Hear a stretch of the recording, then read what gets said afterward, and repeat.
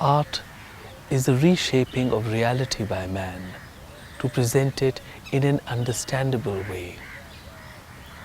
As the artist recreates the world around him, it is shaped by how he sees it and what he believes in.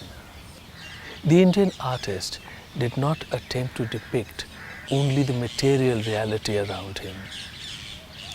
He wished to share the complete experience of the moment, not just the photographic presentation of the shapes around him. Beauty for the Indian artist has been a reflection of the glory of God. In fact, for the ancient artist, the experience of beauty, the ecstasy on seeing nature or art which is truly beautiful, has been considered as akin to Brahmanand or the final bliss. Join us on this journey into the heart of the Indian tradition of painting. Come with us to the gorge of the Vaghora river, where Ajanta was created, to the courts of the Mughals and the Dakini Sultans. Journey with us through the deserts of Rajasthan and the icy lands of Ladakh and Lahaul Spiti. In the verdant south and in the gentle hills of the north, experience the compassionate view of life that is enshrined in Indian painting.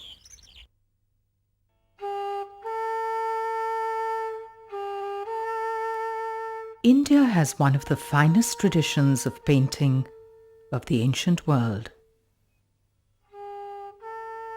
These paintings are born out of the deep philosophy of the land, and they express the gentlest thoughts of mankind.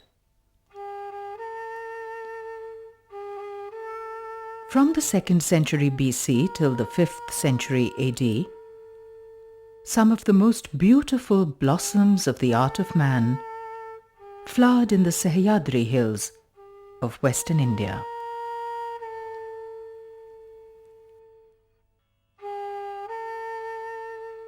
Here, amid the abundant beauty of nature, two streams met. The compassionate philosophy of the Buddha and the refined art of exquisite painting. These streams came together to create a body of paintings which became the fountainhead of the art of a whole continent. Painted across the walls of the Ajanta caves are the images of bodhisattvas, gentle seekers of truth.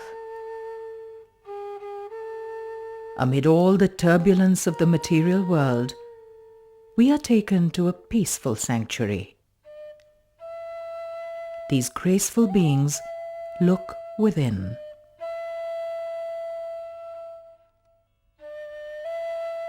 The contemporaneous cave sites of Pitalkhora, Badami and Bagh in Maharashtra, Karnataka and Madhya Pradesh reflect the gentle traditions of Ajanta.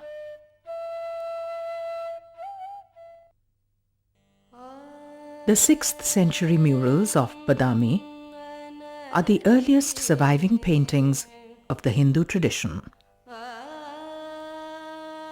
In Tamil Nadu, the 7th century Shaivite paintings of the Kailashnath temple at Kanchipuram display the continuation of the classic tradition of Indian art. There is a new sense of ornamentation and grandeur which begins in these paintings made during the rule of the Pallavas. This culminates in the grand visions upon the walls of the great Chola temple of Brihadishwar at Thanjavur. This temple to the great Lord Shiv was made by King Rajaraj Chola to celebrate the magnificence of his empire. The murals in the narrow inner ambulatory of the temple stretch 20 feet above us and convey the imperial stature and the military vision of the great ruler.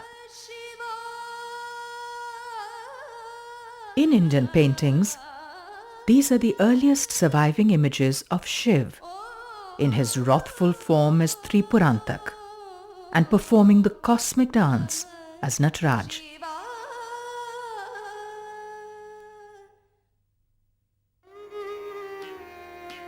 In the meanwhile, in the 9th century, exquisite Jain paintings were being made in the caves of Sittanevasal in Tamil Nadu and Ellora in Maharashtra. The lotus pond painted on the ceiling of the cave at Sittanevasal embodies the deepest sense of the joy and harmony of the whole of creation.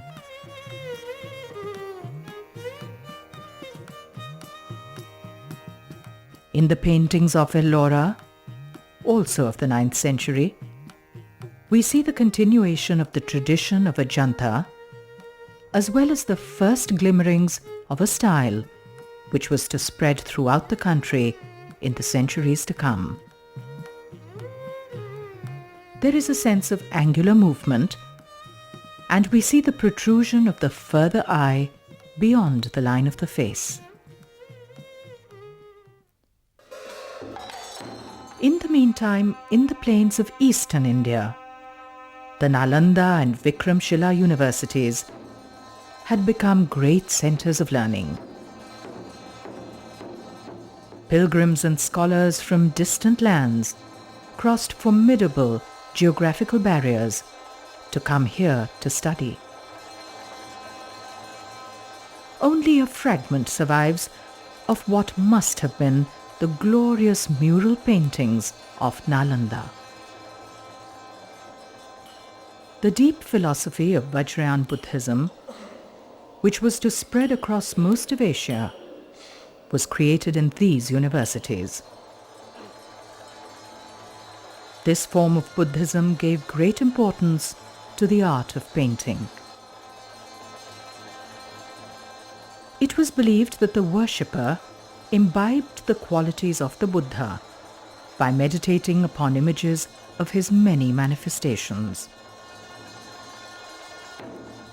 Here in the Pala kingdom of eastern India, exquisite paintings were made in large numbers on Buddhist palm leaf manuscripts.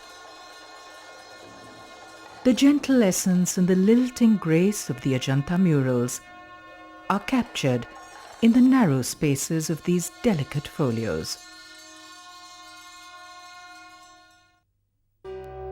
In the early 11th century, King Yeshe-O of Guge invited Kashmiri artists to paint the walls of 108 Buddhist monasteries, which he constructed across the Trans-Himalayas in Ladakh, Lahaul Spiti, and western Tibet. Most of these murals have perished with the passage of time. Those that survive in isolated monasteries in Ladakh and Lahaul Spiti are among the most magnificent ever painted. They reflect a blending of the classic tradition of Indian painting and the diverse cultural influences coming on the trade routes from Central Asia and China. These paintings have the skilled modeling of form and sense of volume of the classic tradition. They also display the protruding further eye, which had by then become a norm in painting all over the subcontinent. The 11th and 12th centuries saw repeated foreign invasions across the plains of India. The monasteries of Nalanda and Vikramshila were destroyed. The art of mural painting was disrupted in the Indo-Gangetic plains, and learned monks and scholars fled to nearby Nepal, taking with them their valued manuscripts and paintings. Thereafter, the art of Buddhist paintings was preserved in the Himalayan regions.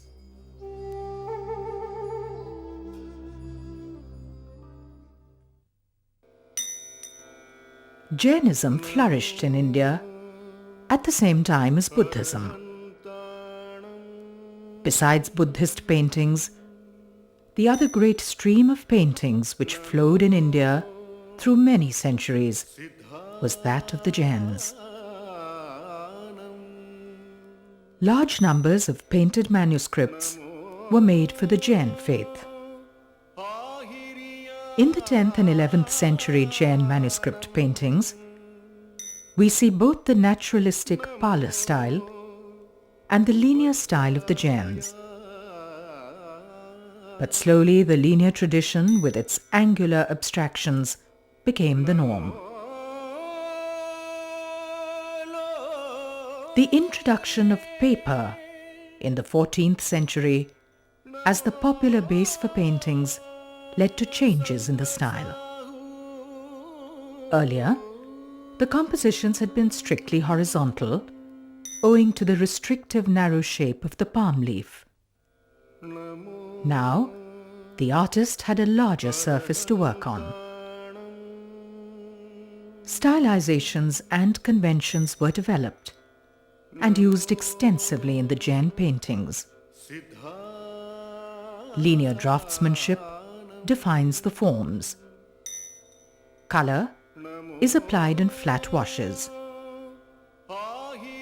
The stylized human figures with pointed noses and rounded chins resemble those at Ellora. The protruding eye, extending beyond the line of the face, adds to the vitality of these paintings. This style has come to be known as the Western Indian style of painting. In the early medieval period, with the fading of the classical style in Indian painting, this style became dominant across all of India. We see the protruding further eye in paintings as diverse as those in the Buddhist monasteries of Ladakh and in the Hindu temples of the Vijayanagar Empire. Of the 13th century, there is only one surviving fragment of a mural painting in North India. This is on the ceiling of the Choti Kacheri temple in the Lalitpur district of Uttar Pradesh.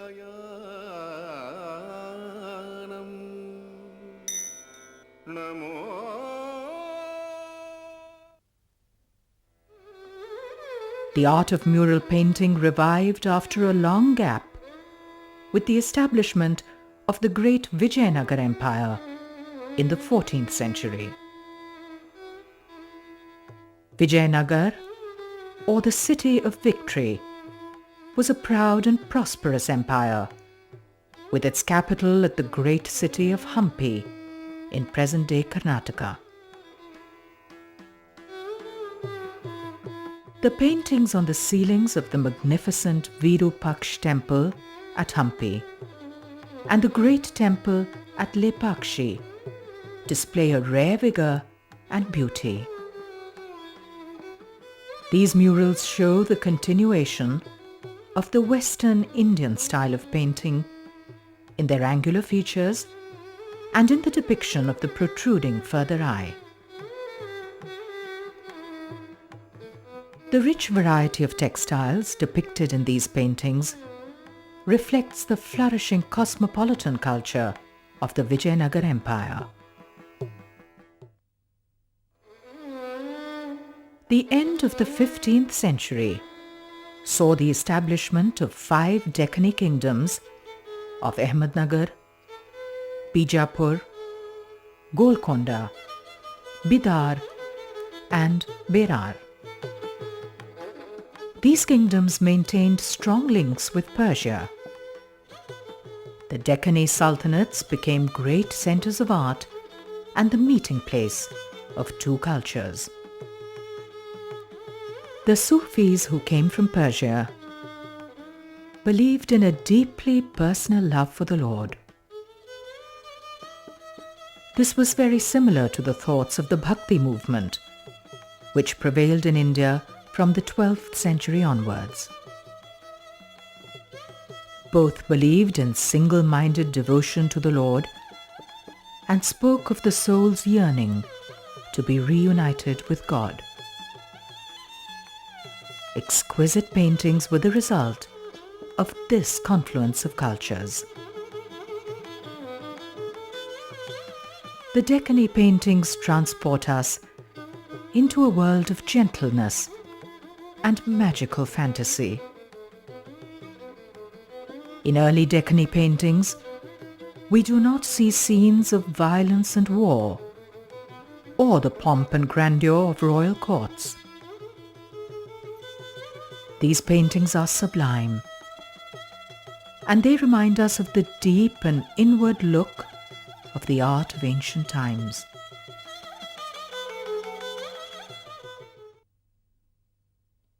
Meanwhile, in the north of India, the Mughal Empire was founded in 1526 by Babur.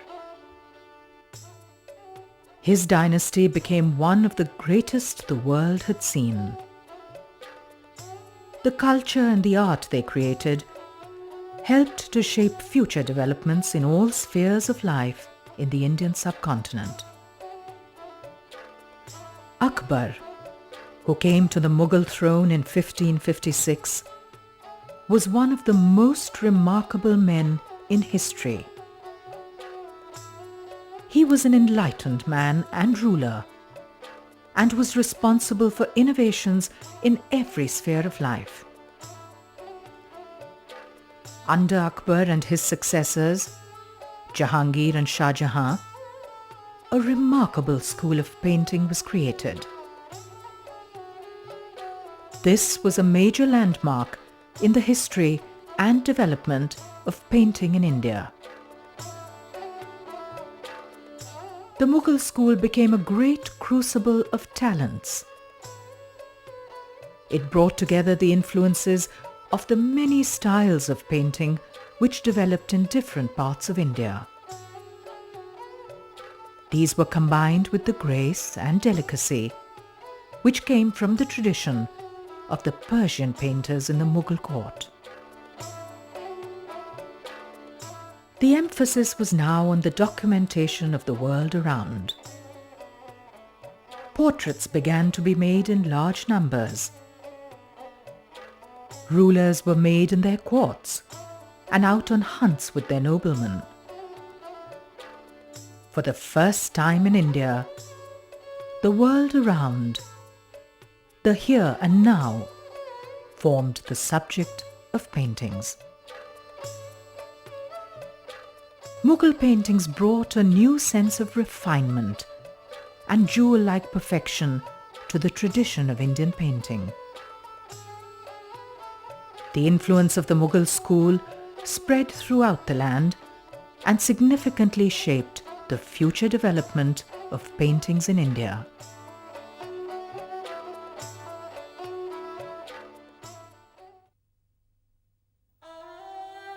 In the meanwhile, Rajasthani paintings had continued the styles which were developed in the Western Indian tradition of painting. The liveliness and vivid colours of the earlier idiom are to be seen in the paintings of the Chor Panchashika style and in the vibrant early paintings of Malwa and Mewar. These paintings are marked by essentially simple compositions and brilliant colours. Gradually, the many kingdoms of Rajasthan developed schools of painting, each with a distinct flavour and style. These paintings were also deeply influenced by the imperial Mughal style of painting.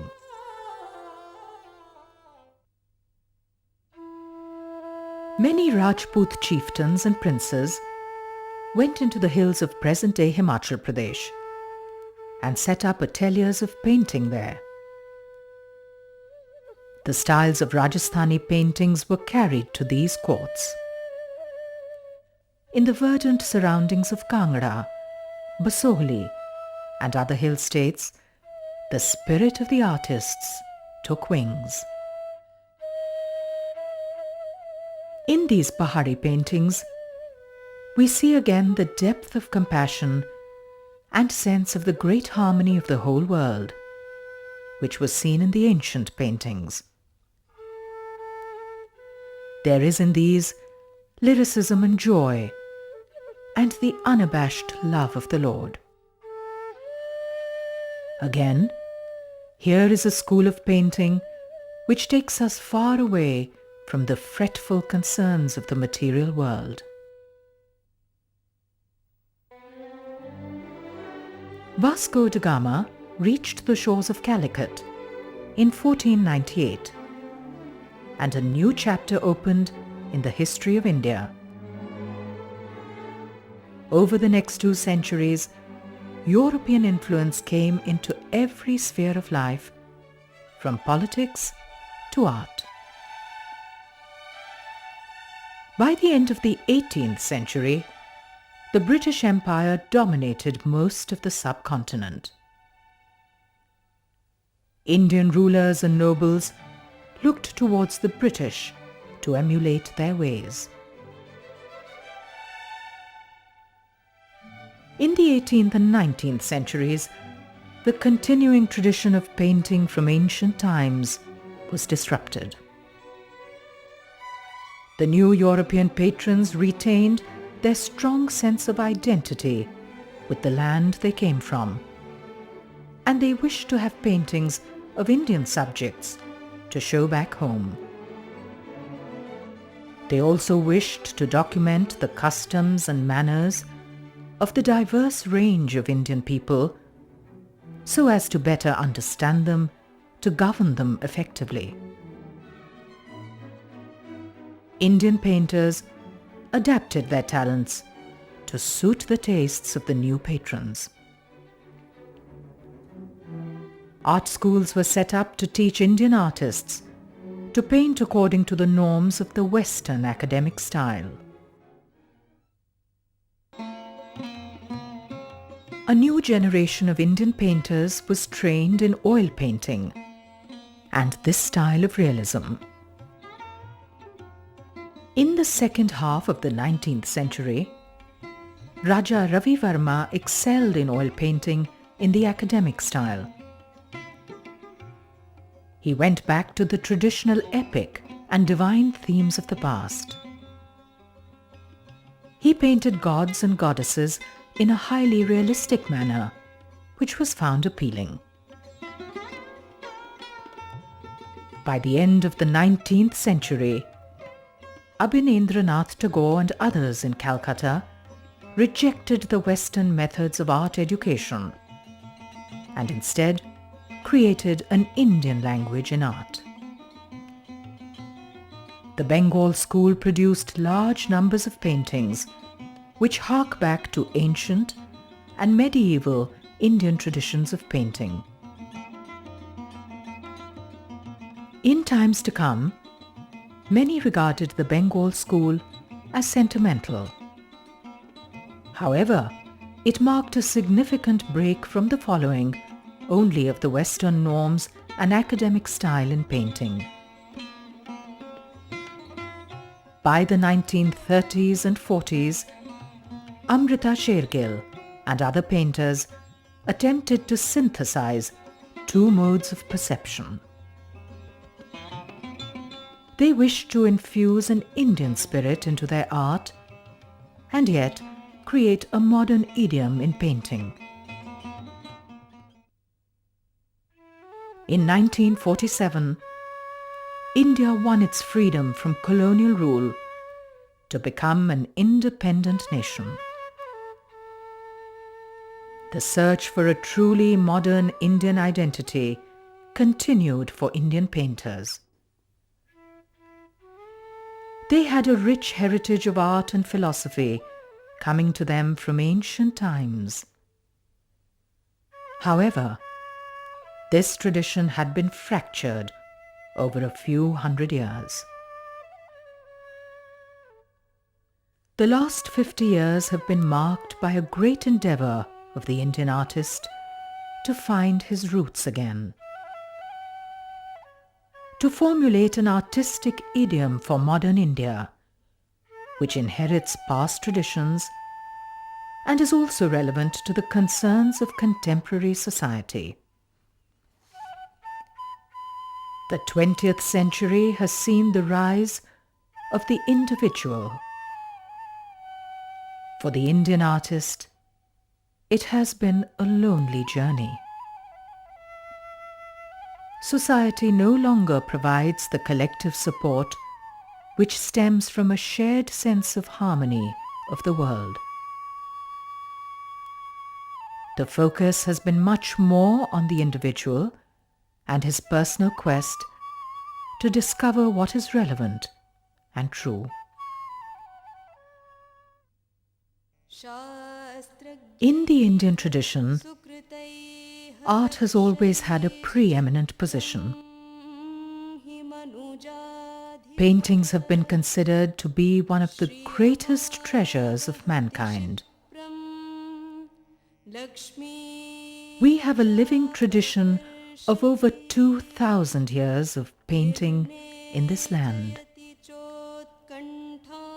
It has been a marvelous journey through these centuries. Indian art has absorbed fine influences which have come from other cultures. Yet, it has retained a distinct identity, which is deeply rooted in the eternal philosophy of India.